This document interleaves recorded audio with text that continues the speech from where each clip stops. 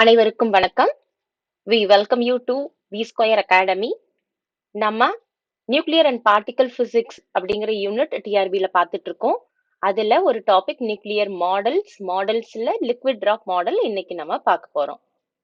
நம்ம already nuclear and particle பிசிக்ஸில் nuclear properties, size, shape, charge distribution, spin and parity, binding energy இது எல்லாமே பார்த்துருக்கோம். இப்போ நம்ம பார்க்க போகிறது லிக்விட் ட்ராப் மாடல். இது பார்த்துட்டு நம்ம அடுத்து செமி எம்பிரிக்கல் மாஸ் ஃபார்முலா பார்க்கலாம். இந்த டாபிக் சம்பந்தப்பட்ட வீடியோஸ் எல்லாமே நம்ம சேனல்ல இருக்கு. நீங்க வந்துட்டு நான் டிஸ்கிரிப்ஷன்ல லிங்க் கொடுத்துருக்கேன், அதை வச்சு செக் பண்ணி பாருங்க. இந்த வீடியோல லிக்விட் ட்ராப் மாடல் பத்தின கம்ப்ளீட் டீடைல்ஸ் கொடுத்துருக்கோம். நீங்க ஃபுல் வீடியோவையும் ஸ்கிப் பண்ணாம பாருங்க. நிறைய கீ பாயிண்ட்ஸ் உங்களுக்கு இதுல கிடைக்கும். லிக்விட் ட்ராப் மாடல் இதை ஃபர்ஸ்ட் சஜஸ்ட் பண்ணது யாரு அப்படின்னா விசாகர் இன் 1935. அண்ட் தென் அதுக்கப்புறம் நீல் போர் அண்ட் வீலர் வந்து இதை டெவலப் பண்ணாங்க 1939ல.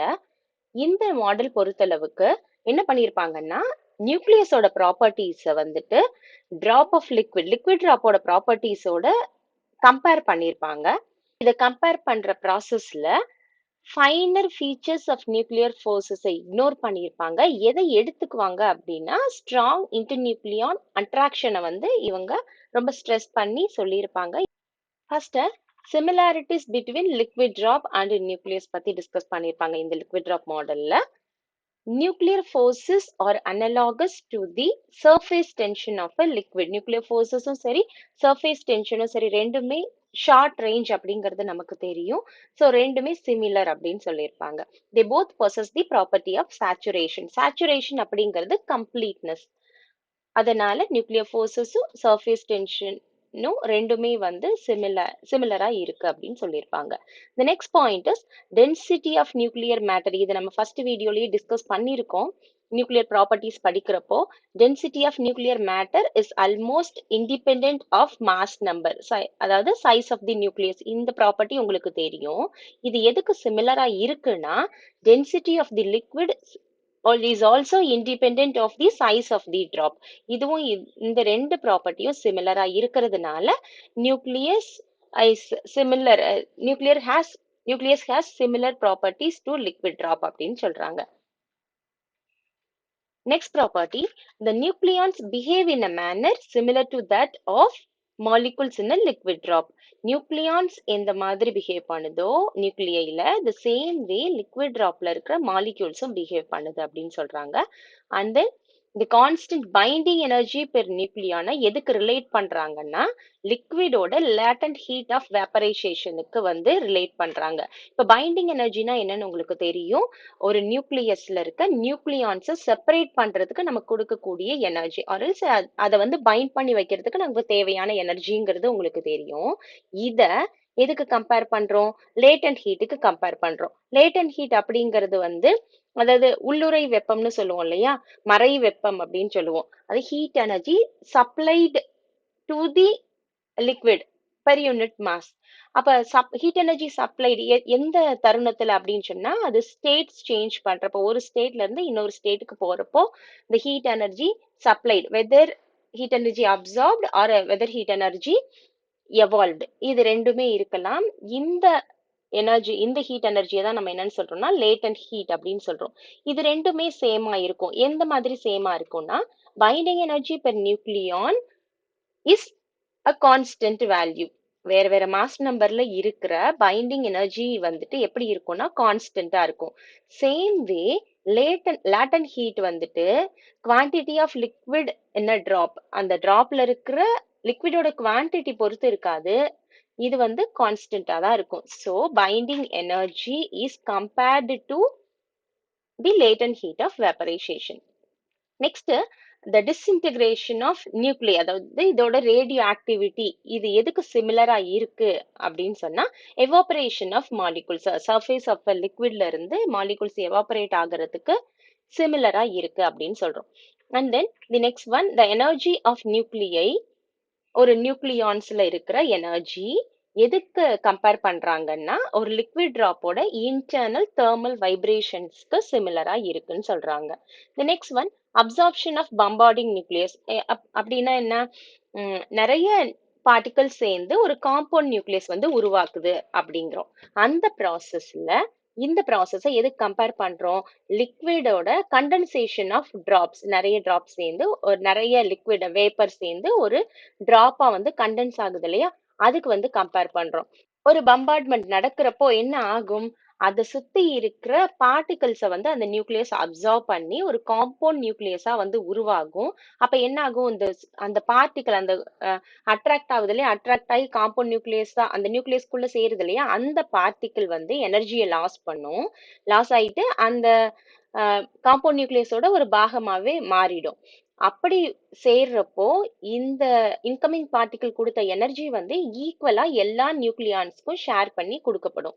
இந்த ப்ராசஸ் பார்த்தோம்னா கண்டென்சேஷனுக்கு சேமா இருக்கும். கண்டென்சேஷன்ல என்ன ஆகும்? ஒரு டிராப்பை சுத்தி இருக்கிற வேப்பர் என்ன ஆகும்னா லிக்விடா கண்டென்ஸ் ஆகி அதோட ஹீட் எனர்ஜி, லேட்டன்ட் ஹீட் எனர்ஜியை வந்து அந்த டிராப்புக்கு கொடுத்துட்டு டிராப்போட இது வந்துட்டு என்ன ஆகும்? இன்டிஸ்டிங்விஷபிளா சேர்ந்துரும். அப்படி சேர்றப்போ இந்த நம்ம வேப்பர் கொடுத்த எனர்ஜியானது என்ன செய்யும்னா அந்த லிக்விடோட எல்லா மாலிகூல்ஸ்க்கு வந்து ஈக்குவலா வந்து ஷேர் பண்ணப்படும். இது ரெண்டுமே வந்து சிமிலரா இருக்கு அப்படின்னு சொல்றோம். இது எல்லாமே வந்து சிமிலாரிட்டிஸ். எதுக்கு உண்டான சிமிலாரிட்டிஸ் அப்படின்னு சொன்னா லிக்விட் டிராப்புக்கும் நியூக்ளியஸ்க்கும் உண்டான சிமிலாரிட்டிஸ். நியூக்ளியைக்கு ஸ்பெரிக்கல் ஷேப் மட்டும் இல்ல, நான் ஸ்பெரிக்கல் ஷேப்பும் இருக்கு. அந்த நான் ஸ்பெரிக்கல் ஷேப்பை எப்படி எக்ஸ்பிளைன் பண்றோம் அப்படின்னு சொன்னா, லிக்விட் டிராப் வந்து வேறு வேற மோட்ஸ் ஆஃப் ஆசிலேஷன்ஸ்ல they also change its spherical shape into non spherical. இதே மாதிரி தான் நியூக்ளியையும் வந்துட்டு நான் ஸ்பெரிக்கலா இருக்கு அப்படிங்கறத சொல்றாங்க. அதே போல இப்ப பைண்டிங் எனர்ஜி இன்க்ரீஸ் ஆகுதுன்னு வச்சுக்குவோம். என்ன ஆகும்? நியூக்ளியான்ஸ் எல்லாமே நல்லா பைண்ட் அப் ஆகி ஒரு ஸ்பிராய்ட் ஷேப்ல இருக்கும். அது வந்து ஸ்டேபிள் ஸ்டேட்ல இருக்கும். அதோட ஆசிலேட்டிங் ஸ்டேட் வந்து ஸ்டேபிளா இருக்கும். இதே வந்து தி அதர் ஹேண்ட்ல பார்த்தோம்னா பைண்டிங் எனர்ஜி டிக்ரீஸ் ஆச்சுன்னா ஆட்டோமேட்டிக்கா பைண்டிங் எனர்ஜி டிக்ரீஸ் ஆகப்போ அந்த கூலும் ரிப்பல்ஷன் இருக்கும் இல்லையா, லிக்விட் டிராப்னா எலக்ட்ரோஸ்டாட்டிக் ரிப்பல்ஷன் இருக்கும் இல்லையா, அது வந்து என்ன ஆகும்னா இன்க்ரீஸ் ஆகும். இன்க்ரீஸ் ஆகுறப்ப டிராப் வந்து ஸ்டேபிளா இருக்க முடியாது, அன்ஸ்டேபிள் ஆகி இது வந்து என்ன ஆகும்னா டூ பார்ட்ஸா இது வந்து பிரேக்கப் ஆகும். இதை எதுக்கு நம்ம வந்துட்டு சிமிலரா சொல்லலாம் அப்படின்னு சொன்னா நியூக்ளியர் ஃபிஷனுக்கு சிமிலரா சொல்லலாம். இப்போ சிமிலாரிட்டிஸ் பத்தி பார்த்தோம். இதுல சிமிலாரிட்டிஸ் மட்டும் இல்ல, லிக்விட் டிராப்க்கும் நியூக்ளியஸ்க்கும் சில டிஃபரன்சஸும் இருக்குன்னு சொல்றாங்க. இதுல என்னன்னா இப்போ லிக்விட் டிராப்னு எடுத்துக்கிட்டோம்னா மாலிக்யூல்ஸ் லார்ஜ் டிஸ்டன்சஸ்ல அட்ராக்டிவா இருக்கும். இதே வந்துட்டு ஸ்மாலர் டிஸ்டன்சஸ்ல தே ரிப்பல் ஸ்ட்ராங்லி. இந்த லார்ஜர் ஸ்மாலர் அப்படிங்கிற அந்த டிஸ்டன்ஸ் வந்து நம்ம எப்படி வந்து அந்த பவுண்டரி செட் பண்றோம், எப்படி டிசைட் பண்றோம் அப்படின்னா டைமென்ஷன்ஸ் ஆஃப் எலக்ட்ரான் ஷெல்ஸை வச்சு நம்ம சொல்றோம். அந்த சைஸ் ஆஃப் எலக்ட்ரான் ஆர்பிட்ஸ்க்கு அதிகமா இருந்ததுன்னா that is considered to be a large distance, கம்மியா இருந்ததுன்னா டிஸ்டன்ஸ் இஸ் ஸ்மாலர் அப்படின்னு சொல்றோம். ஸோ லார்ஜர் டிஸ்டன்சஸ்ல வந்து இது அட்ராக்டிவா இருக்கு, அதே வந்து ஸ்மாலர் டிஸ்டன்சஸ்ல வந்து இது ரிப்பல்சிவ் ஃபோர்ஸா இருக்கு இன் தி கேஸ் ஆஃப் லிக்விட். இதே வந்து நியூக்ளியர் ஃபோர்ஸஸ் பார்த்தோம்னா தே ஆர் அட்ராக்டிவ்ங்கிறது நமக்கு நல்லாவே தெரியும். ஸ்மாலர் ரேஞ்சில் they are attractive within the smaller range. இது வந்து ஒரு பெரிய difference. And then average kinetic energy அப்படின்னு பார்த்தோம்னா மாலிகுல்ஸோட ஆவரேஜ் கைனடிக் எனர்ஜி வந்து எந்த ஆர்டர்ல இருக்குன்னா 0.1 எலக்ட்ரான் வோல்ட் இருக்கு. இதுவே வந்து நியூக்ளியான்ஸோட ஆவரேஜ் கைனடிக் எனர்ஜி வந்து 10 மில்லியன் எலக்ட்ரான் வோல்ட் இருக்கு. இப்போ இந்த மாலிகுல்ஸோட கரஸ்பாண்டிங் டி பிராக்லி வேவ்லென்த் எவ்வளவு இருக்குன்னா 5 into 10⁻⁻11 மீட்டர் இருக்கு. இது வந்து இன்டர்மாலிகுலர் டிஸ்டன்சஸ் கம்பேர் பண்றப்போ it is very much smaller. ஆனா இந்த கேஸ்ல எடுத்துக்கிட்டோம்னா நியூக்ளியான்ஸ் அப்படிங்கிறப்போ இதோட கரஸ்பாண்டிங் வேவ்லென்த் வந்து 6 into 10⁻15 மீட்டர். இது வந்து it is of the same order of inter nucleon distance. இது வந்து ஒரு டிஃபரன்ஸ். அதுக்கப்புறம் இப்போ ஒரு லிக்விட் இருக்கு, லிக்விட்ல வந்துட்டு அந்த மாலிகூல்ஸோட மூவ்மெண்ட் வந்துட்டு கிளாசிக்கல் கேரக்டர் நமக்கு தெரியும். But the motion of the nuclei, motion of the nucleons இந்த நியூக்ளியை வந்துட்டு இது எப்படி இருக்கும் அப்படின்னு சொன்னா குவாண்டம் கேரக்டர். இதெல்லாம் வந்து specific differences between the liquid drop and nucleus. இப்போ இதை வச்சு நம்ம என்ன அசம்ஷன்ஸ் சொல்றாங்க அப்படின்னு சொன்னா, first point, the nucleus consist of incompressible matter. எப்படி வந்து ஒரு லிக்விட் டிராப் இன்கம்ப்ரெசிபிள் லிக்விட் டிராப்புக்கு நம்ம நியூக்ளியஸை வந்து கம்பேர் பண்ணோம் இல்லையா, அதனால the nucleus consists of incompressible matter அப்படின்னு சொல்றோம். The next one, nuclear force is identical for every nucleon. ஒவ்வொரு நியூக்ளியானுக்கும் இருக்கிற நியூக்ளியர் ஃபோர்ஸ் வந்து எப்படி இருக்கும்னா ஒரே மாதிரியான ஃபோர்ஸா இருக்கும். Next point, the nuclear force saturates. It is a very important property about a nuclear force. இந்த அதாவது saturation அப்படிங்கிறப்ப என்னன்னா, இப்போ ஒரே ரெண்டு நியூக்ளியான் கன்சிடர் பண்ணிக்கோங்க. ஒரு நியூக்ளியான் பக்கத்துல இன்னொரு நியூக்ளியான் இருக்கு. இப்போ இது ரெண்டுக்கும் இப்போ அந்த ஒரு நியூக்ளியானை நான் என்ன பண்ண போறேன்னா அந்த டிஸ்டன்ஸை விட்டு கொஞ்சம் வெளியில எடுத்துட்டு வர போறேன் அப்படின்னு சொன்னா நான் ஒரு ஃபோர்ஸ் கொடுக்கணும் இல்லையா? ஏன்னா அந்த ரெண்டு நியூக்ளியானுக்கு நடுவுல ஒரு அட்ராக்டிவ் ஃபோர்ஸ் இருக்கும்.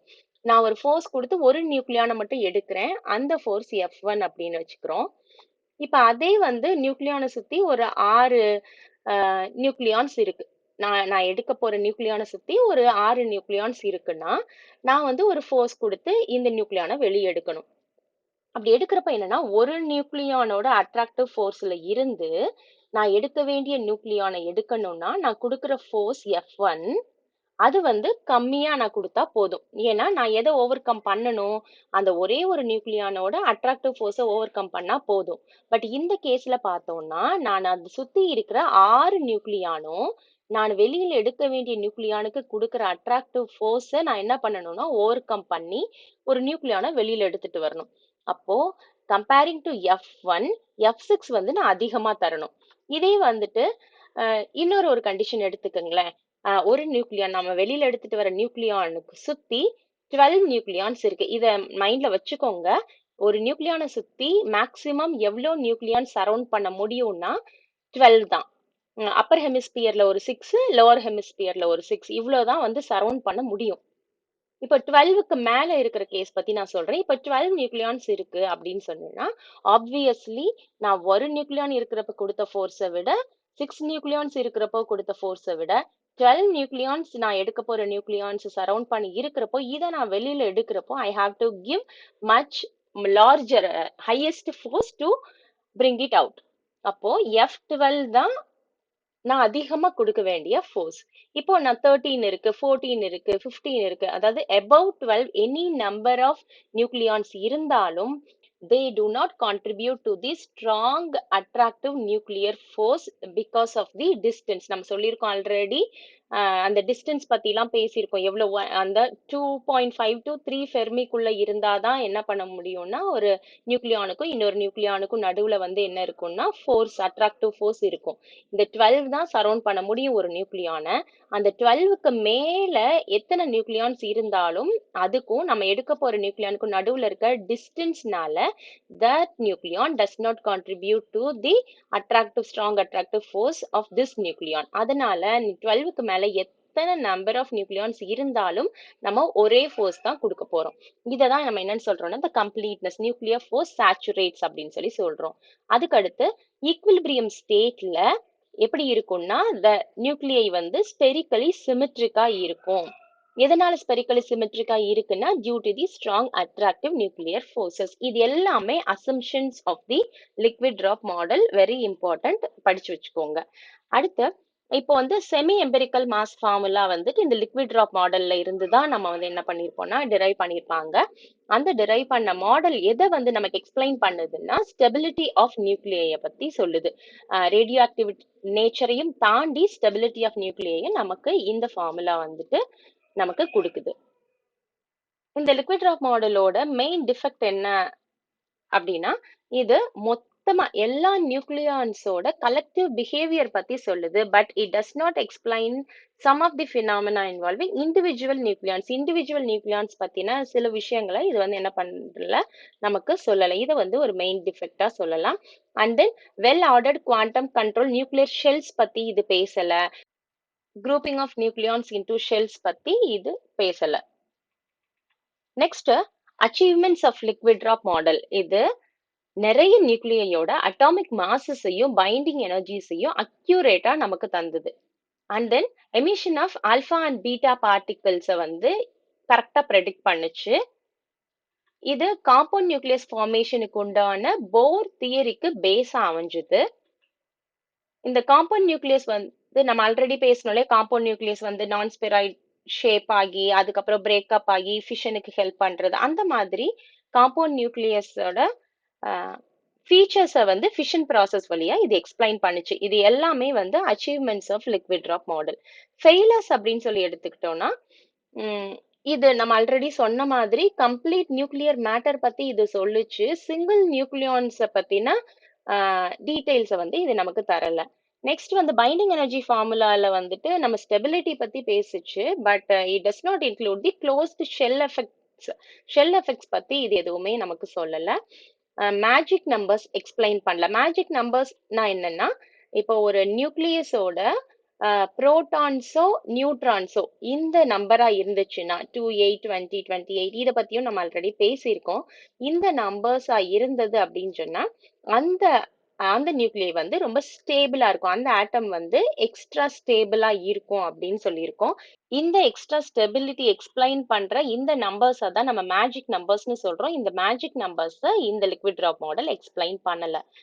அண்ட் ஆல்சோ இது மேக்னெட்டிக் மொமெண்ட்ஸ் எக்ஸ்பிளைன் பண்ணல, ஸ்பின் எக்ஸ்பிளைன் பண்ணல, அது போல எக்ஸைட்டட் ஸ்டேட்ஸை வந்துட்டு கரெக்டா வந்து ப்ரெடிக்ட் பண்ணல. இது கொடுத்த எக்ஸைட்டட் ஸ்டேட்ஸ் நிறைய நியூக்ளியைக்கு என்ன இருந்துச்சுன்னா 2 லார்ஜ் லெவல் டிஸ்டன்சஸா இருந்தது.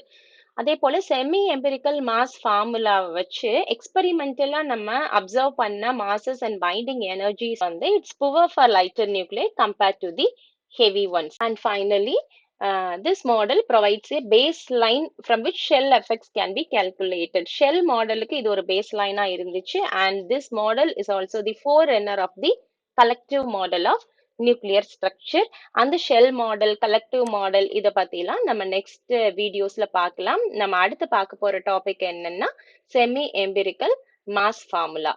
a drop of hard work can lead to the sea of success அப்படின்னு சொல்லுவாங்க. நீங்க சின்ன சின்னதா உங்களோட எஃபர்ட்டை கன்சிஸ்டண்டா போட்டுட்டே இருங்க. அது உங்களை பெரிய அளவுல சக்சஸ்ஃபுல் பர்சனா ஆக வைக்கும். All the best. தேங்க்யூ.